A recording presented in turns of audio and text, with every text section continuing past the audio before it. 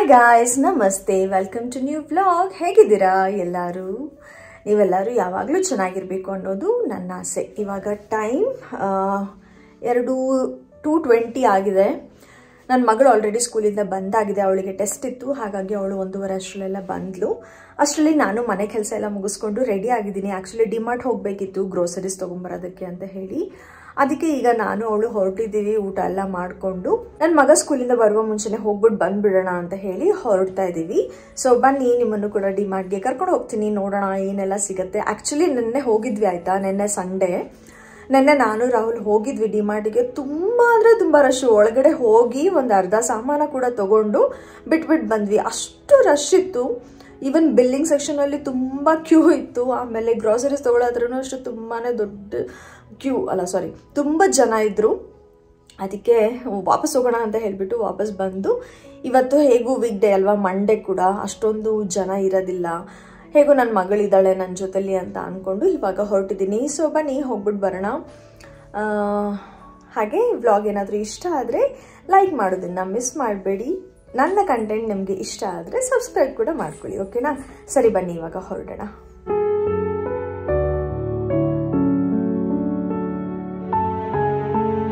ವೀಕೆಂಡ್ಸಲ್ಲಿ ಡಿಮಾರ್ಟ್ ಅಂತೂ ಎಷ್ಟು ರಶ್ ಇರುತ್ತೆ ಅಲ್ವಾ. ಯಾವಾಗಾದರೂ ಹೋಗಿ, ಮಂತ್ ಬಿಗಿನಿಂಗ್ ಹೋಗಿ, ಮಂತ್ ಎಂಡಲ್ಲಿ ಹೋಗಿ, ಅಥವಾ ಮಂತಿನ ಸೆಂಟರಲ್ಲಿ ಹೋಗಿ, ಡಿಮಾರ್ಟು ವೀಕೆಂಡ್ಸ್ ಅಂತ ಅಂದರೆ ತುಂಬಾ ರಶ್ ಇರುತ್ತೆ.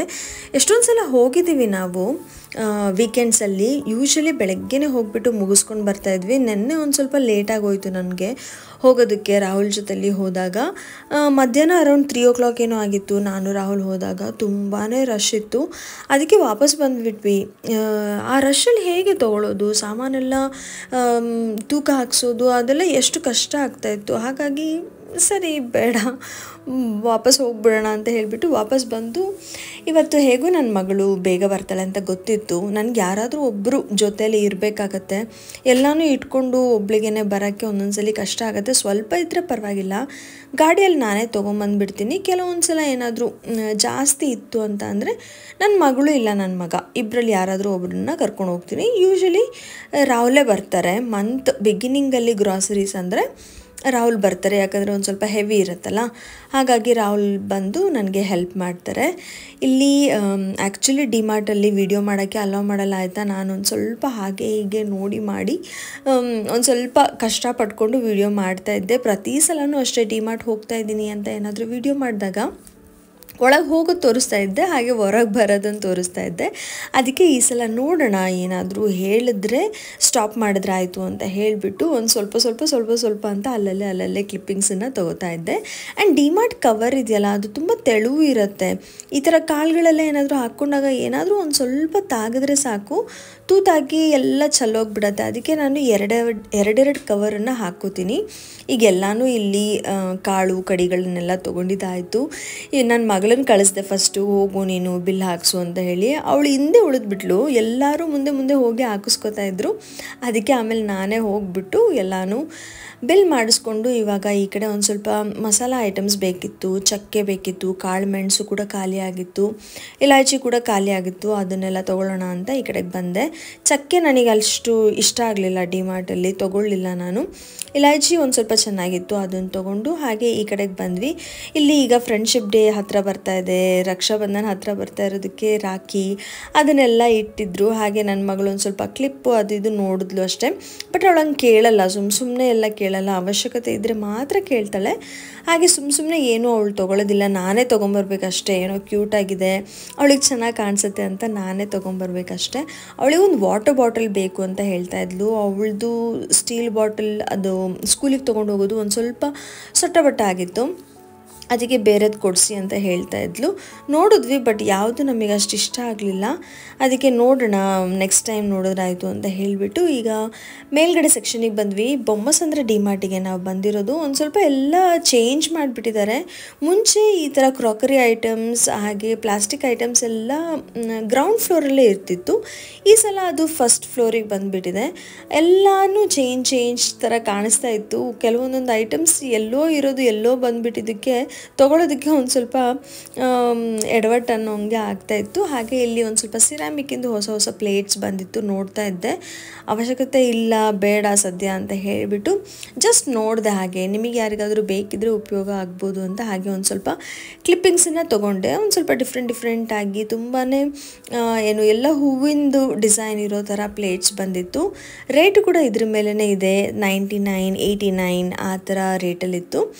ಸ್ವಲ್ಪ ತೆಳುವು ಇದೆ ಅಂತ ನನಗನ್ನಿಸ್ತು. ಹಾಗೆ ಮತ್ತು ಏನು ಹೇಳಬೇಕು, ಸೈಜೂ ಅಷ್ಟೇ ಅಷ್ಟು ಪರ್ಫೆಕ್ಟ್ ಅಂತ ಅನ್ನಿಸ್ಲಿಲ್ಲ. ಅದಕ್ಕೆ ನಾನೇನು ತೊಗೊಳಕ್ಕೆ ಹೋಗಲಿಲ್ಲ.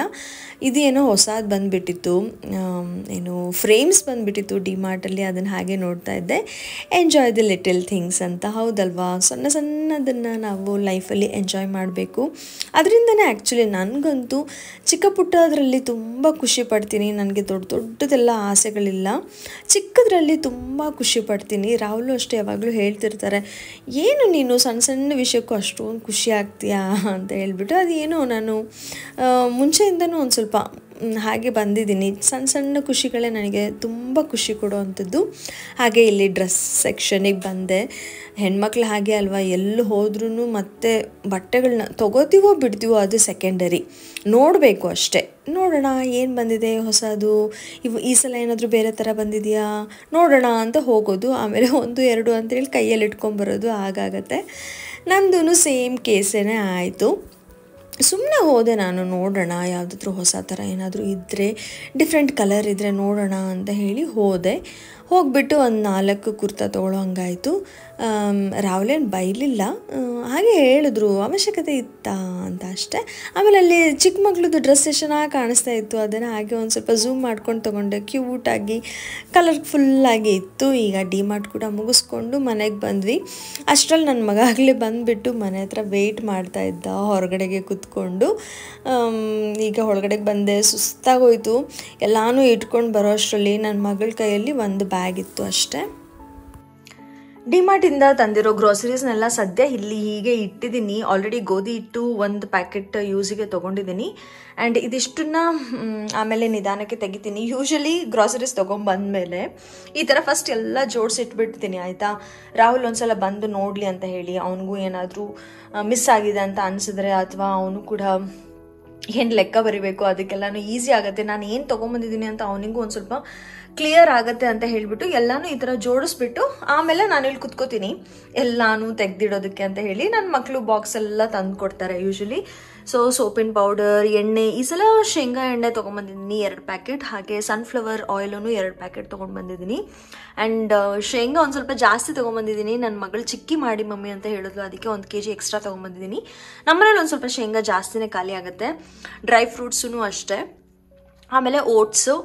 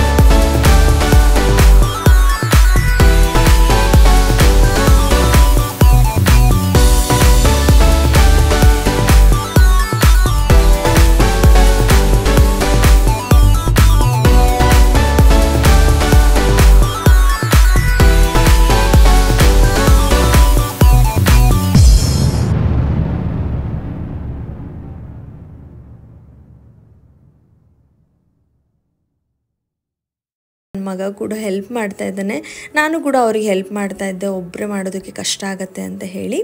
ಓಕೆ ಗೈಸ್, ಈ ವಿಡಿಯೋ ನಿಮಗೆ ಇಷ್ಟ ಆಯಿತು ಅಂದ್ಕೊತೀನಿ. ಇಷ್ಟ ಆಗಿದ್ರೆ please do like, share and comment. ಹಾಗೆ ಯಾರೇನು ನನ್ನ ಚಾನಲ್ನ ಸಬ್ಸ್ಕ್ರೈಬ್ ಮಾಡದೆ ನೋಡ್ತಾ ಇದ್ದೀರಾ, ಪ್ಲೀಸ್ ಸಬ್ಸ್ಕ್ರೈಬ್ ಮಾಡಿಕೊಂಡು ಸಪೋರ್ಟ್ ಮಾಡಿ. ವರಮಹಾಲಕ್ಷ್ಮಿ ಹಬ್ಬದಷ್ಟರಲ್ಲಿ ನನ್ನ ಚಾನಲ್ಗೆ 500 ಸಬ್ಸ್ಕ್ರೈಬರ್ಸ್ ಆಗಲಿ ಅಂತ ಆಸೆ ಪಡ್ತೀನಿ. ನೋಡಿ, ನಿಮಗೆ ಸಬ್ಸ್ಕ್ರೈಬ್ ಮಾಡ್ಕೋಬೇಕು ಅಂತ ಅನಿಸಿದ್ರೆ ಸಬ್ಸ್ಕ್ರೈಬ್ ಮಾಡಿಕೊಂಡು ಸಪೋರ್ಟ್ ಮಾಡಿ. See you soon, bye.